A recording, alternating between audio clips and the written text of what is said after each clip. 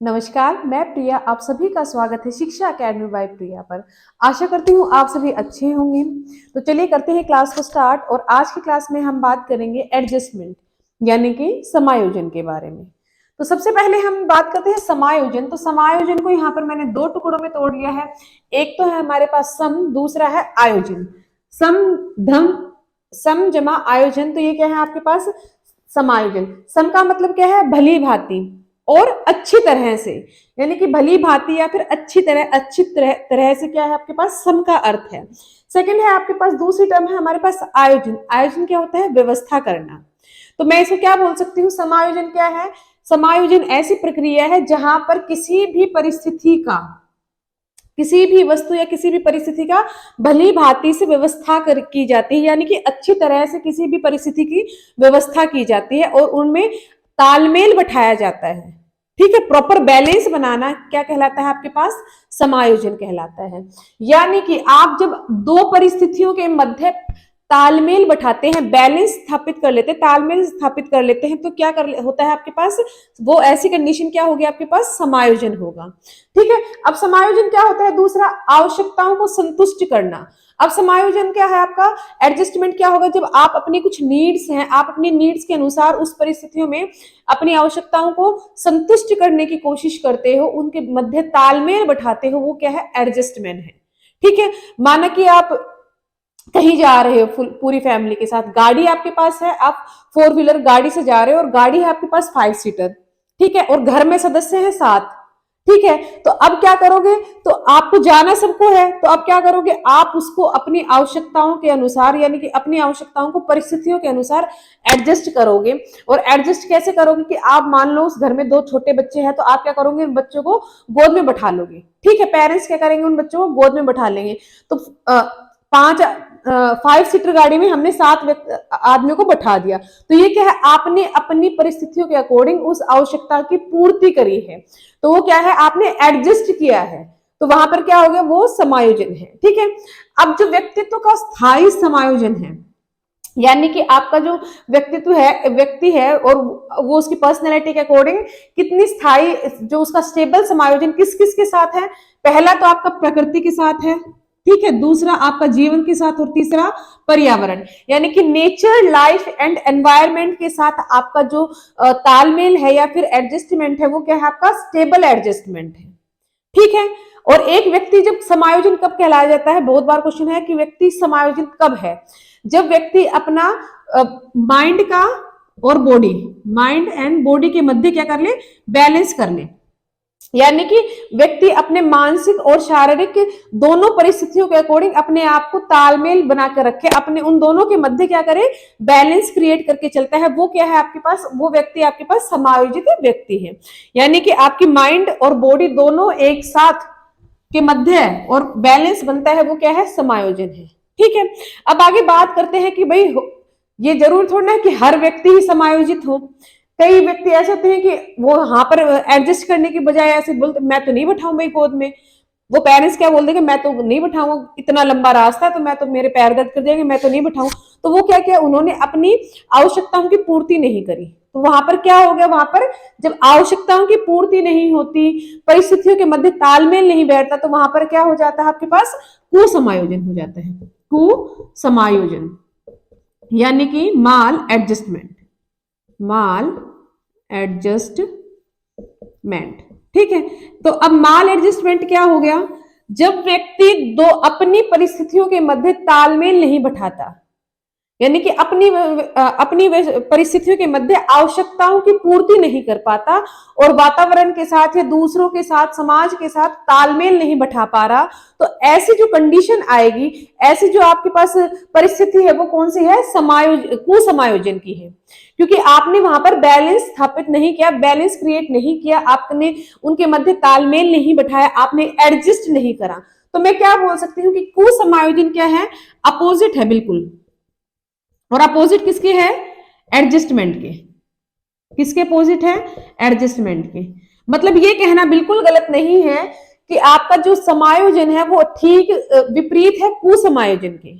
ठीक है, तो ये एक बात हुई हमारे पास समायोजन और कुसमायोजन की। अब नेक्स्ट हम बात करेंगे समायोजन को प्रभावित करने वाले कारक, यानी कि फैक्टर अफेक्टिंग एडजस्टमेंट। ऐसे कौन कौन से कारक है जो समायोजन को, आप एक व्यक्ति को समायोजित होने से को प्रभावित करते हैं, यानी कि प्रभाव डालते हैं और व्यक्ति समायोजन नहीं कर पाता।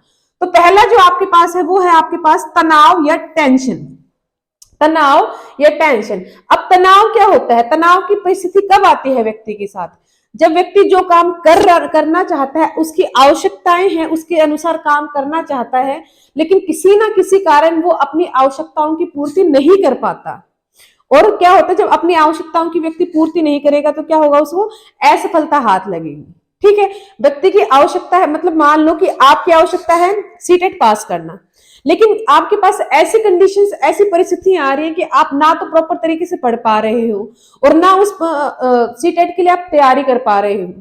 तो क्या है, आप पढ़ नहीं पा रहे और आप एग्जाम देने जाओगे तो अब आपको क्या होगा, जब आप पढ़ोगे नहीं, आपने तैयारी नहीं करी, तो आपके हाथ क्या आएगी, असफलता आएगी। तो ये क्या है, जो ऐसे जब आप असफलता आपके हाथ में आएगी, तब वहां पर जो कंडीशन होगी तो वो कौन सी है, आपकी टेंशन की कंडीशन आएगी, तनाव आ जाएगा आपके अंदर। क्यों? क्योंकि आपकी आवश्यकताओं के अनुसार काम नहीं हुआ। आवश्यकता आपकी थी सीटेट के एग्जाम को पास करना, लेकिन आपने अपनी आवश्यकता के अनुसार काम नहीं करा, आपने पढ़ा नहीं, तो क्या हुआ, आपका सीटेट क्वालिफाई नहीं हुआ। तो ये क्या हो गया, आपकी आवश्यकताओं की पूर्ति नहीं हुई वहां पर। तो आवश्यकताओं की पूर्ति नहीं हुई तो क्या, ऑब्वियस सी बात है कि आपको असफलता ही हाथ लगेगी। तो ये जो ऐसी कंडीशन जब आएगी तो व्यक्ति क्या हो जाएगा, टेंस हो जाएगा, व्यक्ति में तनाव आ जाएगा। ठीक है, नेक्स्ट है हमारे पास दुश्चिंता यानी कि एंजाइटी। दुश्चिंता यानी कि एंजाइटी की। अब एंजाइटी क्या है आपके पास, सबसे पहले जो दुश्चिंता वर्ड है ना, उसका प्रयोग किसने किया, सिगमंड फ्रॉयड ने। सबसे पहले जो आपका दुश्चिंता वर्ड है वो किसने प्रयोग किया, सिगमंड फ्रॉयड ने। अब सिगमंड फ्रॉयड क्या मानते हैं कि व्यक्ति में कुछ दमित इच्छाएं होती है, कि यानी कि आपकी कुछ इच्छाएं हैं, उनको आप पूर्ति नहीं कर पाते तो उनका दमन हो जाता है। और दमन होकर वो इच्छाएं कहां पर जाके स्टोर हो जाती हैं, अचेतन मन में स्टोर हो जाती हैं। यानी कि आपकी जो दमित इच्छाएं हैं, जो आपकी इच्छाएं आपने दबा ली हैं, वो अचेतन मन में जाकर स्टोर हो जाती हैं। तो अब आपके पास दुश्चिंता क्या होगी, जब वो दमित इच्छाएं अचेतन मन से निकलकर, यानी कि दमित इच्छाएं अचेतन से मन से बाहर निकलकर चेतन मन में आती हैं, चेतन मन में आने का प्रयास करती है, चेतन मन में आती है, तो ऐसी कंडीशन क्या होती है आपके पास, एंजाइटी की कंडीशन हो जाती है। यानी कि आपकी कुछ इच्छाएं थी वो दब गई और एकदम से फिर तुरंत वो एकदम से आपके पास दोबारा हिट कर गई कि हाँ, मुझे तो ये काम, मेरी तो ये इच्छा थी, मुझे ये पूर्ति करना है। तो ऐसी कंडीशन जो होगी तो आप वहां पर व्यक्ति क्या हो जाएगा, एंजाइटी हो जाएगी, वहां पर व्यक्ति की दुश्चिंता वाली कंडीशन आ जाएगी। या फिर इसको क्या बोल सकते हैं, चेतन व अचेतन मन के मध्य उत्पन्न होने वाला संघर्ष। क्या है आपके पास, ऐसा संघर्ष जो आपके चेतन मन और अचेतन मन दोनों के बीच में कॉन्फ्लिक्ट पैदा हो जाए। ठीक है, वो क्या है आपके पास, दुश्चिंता है, यानी कि एंजाइटी है। नेक्स्ट हम पढ़ते हैं दबाव यानी कि स्ट्रेस। अब स्ट्रेस क्या होगा, सफलता व असफलता तथा आत्मसम्मान की रक्षा के समय जो उत्पन्न होता है। यानी कि स्ट्रेस क्या है, आपने एग्जाम दिया, ठीक है, अब आपको परिणाम का इंतजार है, आपको रिजल्ट का इंतजार है। तो अब आप क्या करोगे, जब आप परिणाम में आप सफल हो या असफल हो, ऐसी कंडीशन आए कि आपको रिजल्ट पता चल रहा है कि आप सफल हो या असफल हो, या फिर क्या है जब आपकी बात आए आपके आत्मसम्मान की, सेल्फ रिस्पेक्ट की, तो उसकी रक्षा के लिए आपकी जो कंडीशन होता है समय, उस टाइम जो आपके पास कंडीशन बनती है वो क्या होती है, दबाव यानी कि स्ट्रेस की। जब आप एग्जाम देते हो तो आपके पास एग्जाम देने जाते हो तो आप कितना स्ट्रेस में रहते हो, पता नहीं एग्जाम कैसा आएगा, अच्छा डिफिकल्ट आएगा, मॉडरेट आएगा या फिर इजी आएगा। तो वो जो कंडीशन है ना आपके दिमाग में जो बन रही है परिस्थिति, वो क्या है, दबाव की। आप स्ट्रेस में हो उस टाइम, क्योंकि आपको पता है कि यहाँ पर मैं क्या तो सफल हो सकता हूँ या फिर असफल हूंगा। तो सफलता और असफलता तथा आत्मसम्मान की रक्षा के समय जो परिस्थिति उत्पन्न होती है वो कौन सी है आपके पास, दबाव यानी कि स्ट्रेस की होती है। नेक्स्ट है आपके पास भग्नाशा या कुंठा। अब इसे क्या बोलेंगे हम, फ्रस्ट्रेशन, भग्नाशा या कुंठा। अब भग्नाशा या कुंठा क्या है कि बार बार कोई चीज आप कर रहे हो, कोई भी चीज में आप बार बार अपने 100% दे रहे हो और आपके हाथ सिर्फ और सिर्फ निराशा या असफलता ही आ रही है। मान लो कि अब आप एग्जाम दे रहे हो बार बार, और बार बार कोई बच्चा है, कोई एग्जाम दे रहा है बार बार, और बार बार उस एग्जाम क्वालिफाई नहीं हो रहा, बार बार वो हमेशा कुछ पॉइंटों से रह जाता है, कुछ कभी कितने नंबर से रह जाता है, तो क्या है, उसके हाथ सिर्फ और सिर्फ असफलता लग रही है। तो बार बार पढ़ रहे हो लेकिन आपको रिजल्ट नहीं मिल रहा, तो ऐसी कंडीशन में आप जो व्यक्ति क्या हो जाएगा, बिल्कुल फ्रस्ट्रेट हो जाएगा, एकदम कुंठित हो जाएगा व्यक्ति, और फ्रस्ट्रेशन इससे भर जाएगा कि मैं पढ़ रहा हूं, मैं इतना अटेम्प्ट दे रहा हूं लेकिन मेरा हो नहीं रहा। तो वो जो स्टेट है वो क्या है आपके पास, कुंठा है, यानी कि भग्नाशा है। यानी कि बार बार जो प्रयास कर रहे हो उसके बाद भी आप असफल ही हो रहे हो। ठीक है, और जब व्यक्ति असफल होगा बार बार, तो आपके पास क्या हो जाएगा, व्यक्ति निराश हो जाएगा। ठीक है, जब कोई व्यक्ति है जो बार बार असफल हो जाएगा तो व्यक्ति निराश हो जाएगा, और मनोविज्ञान की लैंग्वेज में, मनोविज्ञान की भाषा में निराशा को ही भग्नाशय बोला गया है। जब कोई व्यक्ति असफल हो जाएगा तो वो निराश हो जाएगा, और निराश को ही मनोविज्ञान की भाषा में क्या बोला गया है, भग्नाशय यानी कि कुंठा बोला गया है। ठीक है, अब बच्चे, जब एक व्यक्ति निराश हो जाएगा यानी कि बच्चा फ्रस्ट्रेट हो जाएगा, तो उसमें बच्चा कैसा बिहेव करेगा, बच्चे का बिहेवियर कैसा हो जाएगा। तो उस कंडीशन में बच्चा क्या कैसा कैसा बिहेव कर सकता है, क्या तो बहुत ज्यादा हिंसात्मक हो जाएगा, आक्रामक हो जाएगा, यानी कि अग्रेसिव हो जाएगा बच्चा, या फिर बिल्कुल आत्मसमर्पण कर देगा कि हाँ बस अब ये मेरा लास्ट अटेम्प्ट था, मैं नहीं कर सकता। ठीक है, या फिर बच्चा क्या हो जाएगा, एकांत प्रिय, यानी कि बच्चा बिल्कुल अकेला रहना स्टार्ट कर देगा। तो ये आपके पास जब व्यक्ति फ्रस्ट्रेट हो जाता है तो व्यक्ति ऐसा बिहेव करता है कि क्या तो बिल्कुल एकदम से आक्रामक, बहुत ज्यादा एग्रेसिव हो जाएगा, बात बात पे चिड़चिड़ापन हो जाएगा, हिंसात्मक हो जाएगा, और उसके बाद क्या, या फिर क्या हो जाएगा, क्या तो बिल्कुल एग्रेसिव साइड में चला जाएगा, या फिर बच्चा बिल्कुल ही चुप शांत एकदम एकांतवास हो जाएगा। तो क्या है, बच्चा आत्मसमर्पण कर देगा कि बस ये मेरा लास्ट था, मैंने बहुत पढ़ लिया, शायद मेरे लिए बना नहीं, तो बच्चा क्या कर देगा, वहां पर आत्मसमर्पण कर देगा। नेक्स्ट, एकांत प्रिय हो जाएगा, बिल्कुल शांत चुपचाप रहने वाला, किसी से बात नहीं करने वाला, अपने आप में ही खोए, तो एकांत, सिर्फ और सिर्फ एकांत प्रिय। ठीक है, तो ऐसा यहाँ पर आपके पास बिहेवियर हो सकता है जब बच्चा कोई व्यक्ति या बच्चा जो भी है, जब वो फ्रस्ट्रेशन में होता है। ठीक है, बात आती है आपके पास जो भग्नाशय का मापन होता है, मेजरमेंट होता है, वो सबसे पहले किसने किया, रोजनविग ने। ठीक है, रोजनविग ने भग्नाशय के लिए एक क्या किया, आपके पास टेस्ट किया, और उस टेस्ट का क्या नाम दिया, PFT, यानी कि picture frustration test, picture frustration test, picture frustration test, यानी कि तस्वीर कुंठा परीक्षण। ठीक है, एक व्यक्ति कुंठित है या व्यक्ति भग्नाशय में है यानी फ्रस्ट्रेट है, उसको भी हम जान सकते हैं, और उसके लिए एक टेस्ट बनाया गया जो रोजनविग के द्वारा बनाया गया, और उसको नाम दिया PFT का। ठीक है, अब नेक्स्ट हम बात करेंगे कॉन्फ्लिक्ट। तो फिफ्थ हमारे पास जो पॉइंट है वो है द्वंद्व या फिर संघर्ष, द्वंद्व या फिर संघर्ष, जिसे हम बोलते हैं कॉन्फ्लिक्ट। ये बहुत इंपॉर्टेंट है, इंपॉर्टेंट मार्क लगा लो इसको, और स्टार लगा लो, कितने भी स्टार लगा, क्योंकि हर बार यहां से क्वेश्चन आता है, पूछता है, और एग्जाम पॉइंट ऑफ व्यू से बहुत इंपॉर्टेंट है। तो द्वंद्व क्या होता है, जब दो प्रतिकूल अवसर उपस्थित हो और चयन किसी एक का करना हो।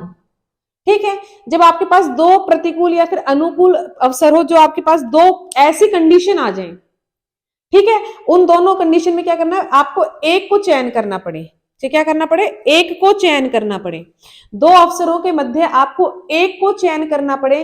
तो जब आप क्या करते हो, जब एक को चयन करते हो तो आप बहुत ज्यादा सोचते हो, ऐसे द्वंद्व में आ जाते हो कि इसको चयन करूं या फिर इसका चयन करूं, है दोनों, क्या पता दोनों भी अच्छे हो सकते हैं, क्या पता दोनों भी खराब हो सकते हैं आपके लिए।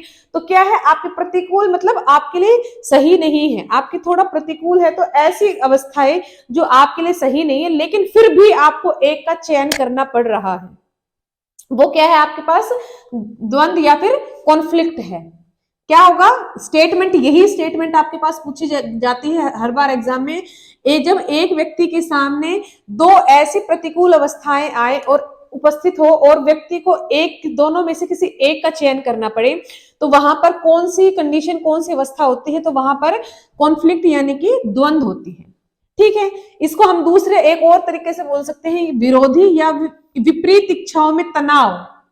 विरोधी या फिर विपरीत इच्छाएं हो गई, उसमें क्या आ जाता है, तनाव आ जाता है। विरोधी या विपरीत इच्छाओं के मध्य आपको किसी को एक को चुनना पड़ता है, तो क्या है, आपके लिए वो कष्टदायक दशा होती है, उसमें आपको चुनना पड़ता है। तो ऐसी अवस्था क्या होती है, कन्फ्लिक्ट या फिर द्वंद्व की। ठीक है, अब टाइप ऑफ कन्फ्लिक्ट पढ़ेंगे, यानी कि द्वंद्व के प्रकार। तो द्वंद्व के हमारे पास 4 प्रकार हैं, और वो 4 प्रकार किस प्रकार हैं।